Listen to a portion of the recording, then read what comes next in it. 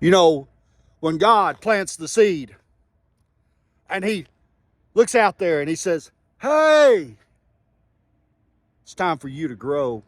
And you scream out and you say, but why me, God? Why? Why am I in the crucible? And God says, grow. You don't have a choice.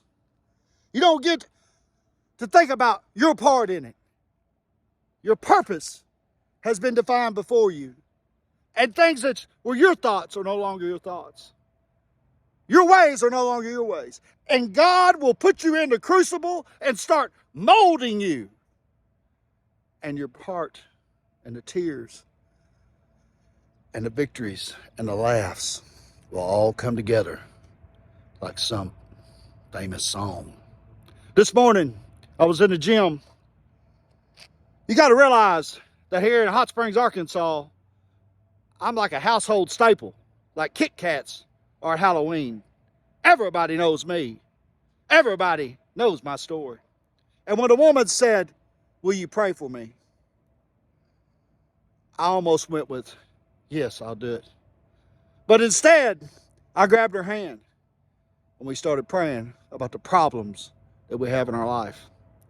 Tough problems, bigger problems than drugs, problems with our children that defy humanity, things that hurt our existence, things that make us question what life's really about. Tough stuff. God's put it on my heart every day that when someone asks me to pray, it's not later, it's now. So if you see me in this world and you need prayer, I'm your guy. It really is starting to break my heart and make me a better person. God, we love you.